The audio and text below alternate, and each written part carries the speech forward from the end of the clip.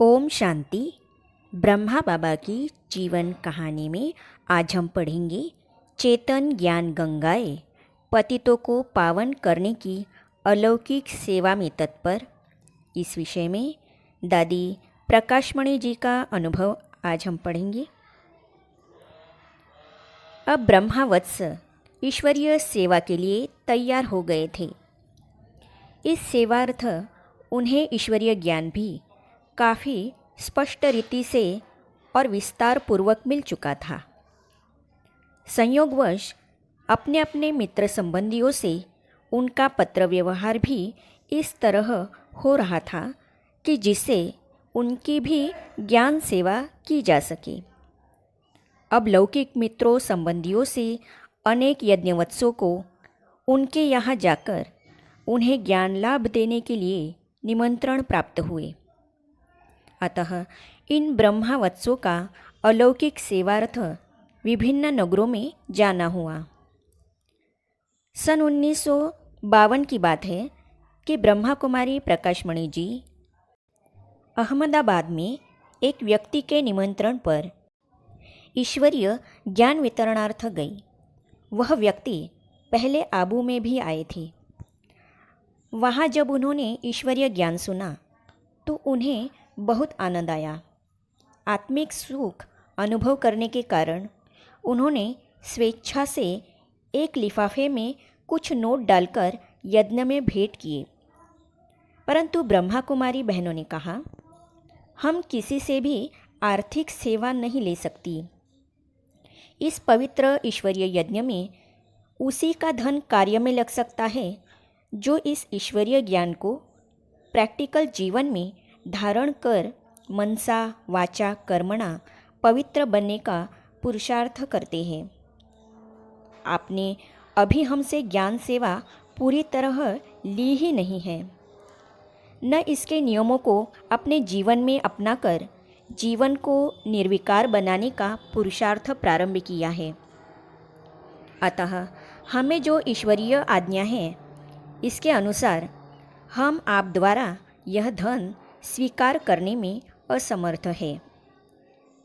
ब्रह्मा कुमारी बहनों ने उस व्यक्ति को यज्ञ प्रसाद भी दिया था और ज्ञान चर्चा द्वारा पवित्रता के लिए प्रेरणा भी दी थी। जब उस व्यक्ति ने ब्रह्मा कुमारी बहनों की इस बातों को सुना कि वे आर्थिक सेवा स्वीकार नहीं कर सकती तो उन्हें बहुत अचंभा हुआ। उन्होंने मन में सोचा कि आज के ज़माने में कौन व्यक्ति है जिसे पैसा प्यारा नहीं लगता। हम साधुओं और महात्माओं को धन देते हैं तब वे तो उसे झट स्वीकार कर लेते हैं और धन प्राप्त करके उन्हें हर्ष होता है।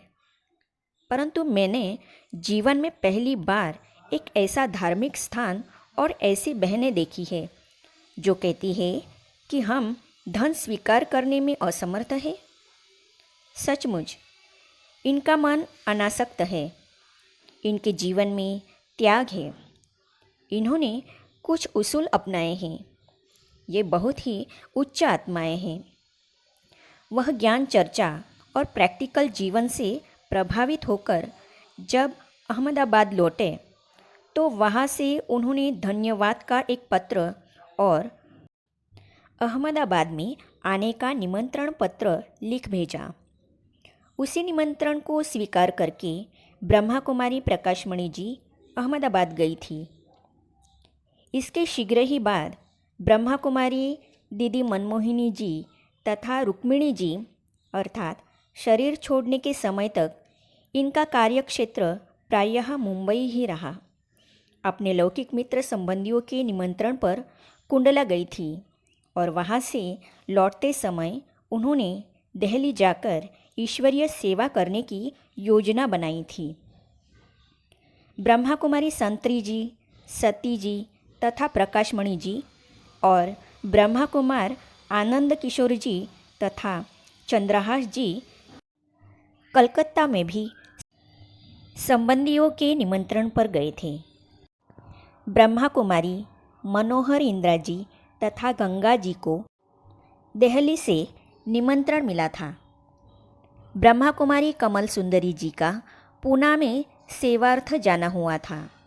इस प्रकार कोई यज्ञवत्स पूर्व में, कोई पश्चिम में, कोई उत्तर में और कोई दक्षिण में जाकर ईश्वरीय सेवा में तत्पर हो गए थे। 14 वर्ष ज्ञान यज्ञ के कुंड के भीतर योग तपस्या करने के बाद लोगों के यहाँ बाहर जाने का उनका यह पहला अनुभव बड़ा अजीब सा था। इसके आगे की कड़ी में हम पढ़ेंगे 14 वर्ष के बाद यज्ञ कुंड से बाहर निकलने का अजीब अनुभव। इस विषय में ब्रह्मा कुमारी कमल सुंदरी जी ने लिखा है, इनका अनुभव हम पढ़ेंगे। तो ये देखने और पढ़ने के लिए इस चैनल को सब्सक्राइब करने के साथ ही साइड में जो बेल आइकॉन है उसे भी क्लिक कीजिए, ताकि आने वाली सभी वीडियो और अब तक की सारी वीडियो आप तक पहुंचती रहेगी। ओम शांति।